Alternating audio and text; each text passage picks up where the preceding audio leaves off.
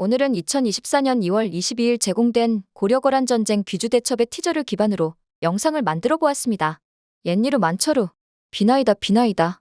간절히 승리를 기원하는 거란군의 기도가 귀주 벌판 전역에 울려 퍼지자 완벽한 승리를 거두겠다는 일념으로 똘똘 뭉친 강감찬이 이끄는 고려군의 함성이 더 크게 울려 퍼지며 두 국가의 한치 앞을 알 수 없는 전투가 시작되었죠. 이미 거란은 앞서 벌인 전투인 흥화진 전투에서 고려군에게 크게 패배하고 퇴각했으며 흥화진을 포기하고 물자를 확보하기 위해 진입한 개경에서조차 별다른 소득이 없이 마지못해 철군을 결정한 상황이었기에 이번 귀주에서마저 패배하게 된다면 고려와의 전쟁에서 승리를 하기는커녕 철군을 위한 퇴로 확보마저 실패하게 되면서 전멸할 위험에 놓이게 되는 거였습니다. 이처럼 절체절명의 운명에 놓인 거란군은 옛니루 만철우. 비나이다 비나이다 라면서 제발 사람만 돌아갈 수 있게 해달라고 하늘에게 애원하는 상황이었고, 그만큼 죽기 살기로 목숨을 걸고 고려군과의 전투에 임할 자세를 취했고, 그런 거란군의 필사적인 모습을 본 고려군 또한 내 나라 내 백성을 침략한 야만 민족 거란을 단 한 놈도 살려서 돌려보내지 않겠다며 전의를 불태우는 모습이었습니다. 다만 어차피 죽기 살기로 싸우지 않으면 고향 땅에 돌아가지 못하고 무조건 죽는 모든 거란군들이 필사적으로 전투에 임한 것과 달리 일반 백성으로서 갑자기 군대에 착출당해 완벽한 군사 훈련을 받지 못한 채로 귀주대첩에 임하게 된 고려의 일반 병사들은 두려움에 떨면서 부처님에게 기도하길 나무아미타불 관세음보살 제발 목숨만 살아서 내 고향에 돌아가게 해주시옵소서. 우리 가족과 농사짓고 저녁 먹으며 무난한 일상만 살게 해주신다 하여도 저는 부처님께 더는 바랄 바가 없나이다 라면서 고향 생각에 가득 차 있었고, 문제는 이렇게 최정예 병사가 아닌 일반 백성으로 구성된 병사들의 상당수가 무기를 들고 거란군과 싸우는 역할이 아닌 검차를 잡고 있기만 하면 되는 검차 부대에 배정이 되었다는 거였어요.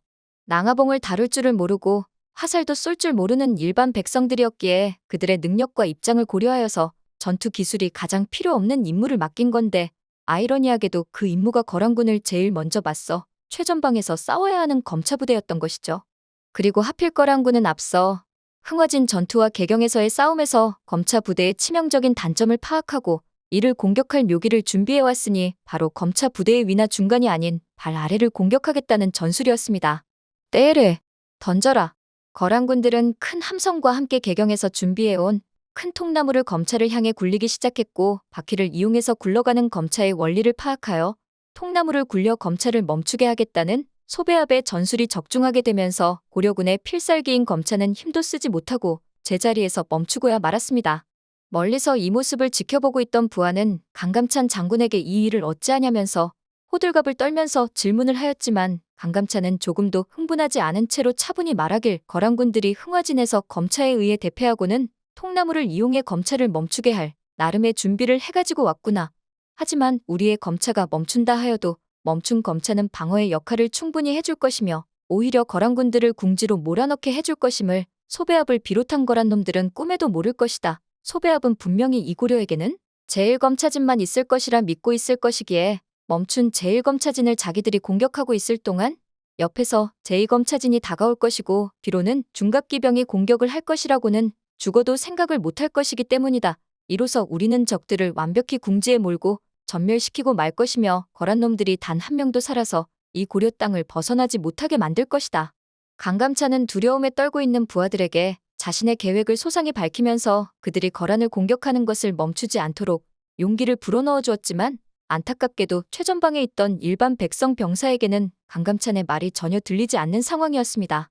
그저 나무관세음보살만을 외우면서 살고 싶어 검차를 꽉 붙들고 있던 백성 병사는 통나무에 의해 멈추어진 검차 아래로 쥐새끼 같은 거란군이 낫을 들고 몰래 다가오는 걸 알지 못했고, 거란군이 휘두르는 낫에 의해서 그만 아킬레스건들이 잘리고 말았어요.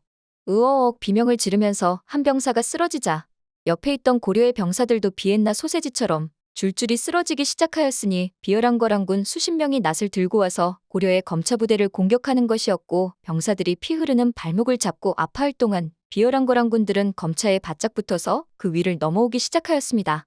순식간에 검차가 뚫리고 거란군이 고려군 안에 진입하게 되는 상황이 벌어지게 되었고, 제1검차 부대가 뚫리는 것을 본 제2검차 부대의 병사들은 얼굴이 노라지면서 제1검차진이 뚫렸다며 두려움에 떨며 뒷걸음질을 치기 시작하였고, 아직 거란군이 몰려오지 않았음에도 불구하고 제2검차를 지키는 병사가 한 명도 없는 황당한 상황이 연출되고 말았죠.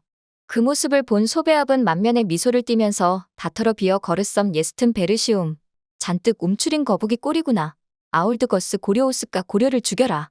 라면서 미친 듯이 진군하기 시작하였고 그 기세를 보고 놀란 제2검차진의 병사들은 우리 이제 다 죽게 생겼다면서 그만 검차를 버리고 도망을 치기 시작하자 뒤에 있던 일반 병사들은 도망치는 병사들을 칼을 휘둘러 죽이기 시작하였습니다.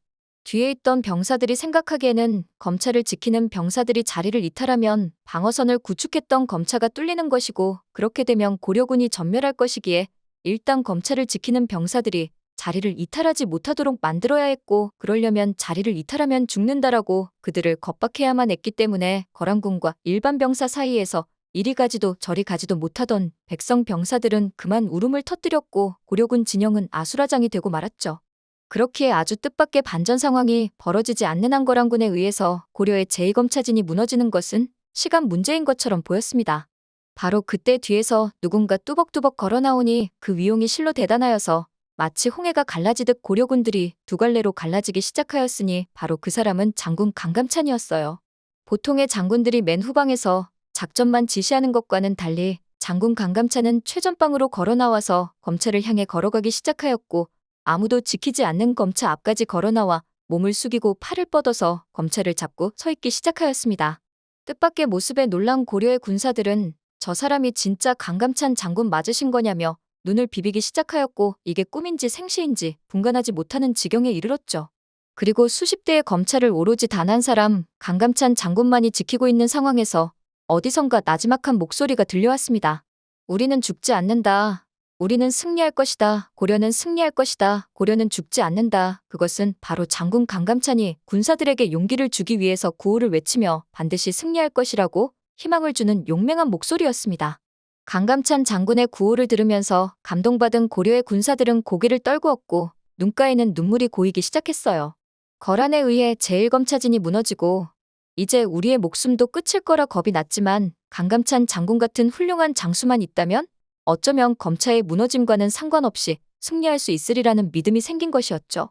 하지만 강감찬은 구호를 외치면서도 이 구호가 단순히 군사들에게 희망을 주려는 메시지에 불과할 뿐이라고는 생각지 않은 게 이미 강감찬은 귀주대첩의 승리를 위해서 오랫동안 매우 치밀하게 준비를 해왔고 이번 귀주대첩이 반드시 승리할 수밖에 없게끔 완벽한 설계를 해둔 상황이었기 때문에 진실로 고려의 군사들은 죽지 않을 것이며 고려는 반드시 승리한다는 확신을 갖고 있었죠.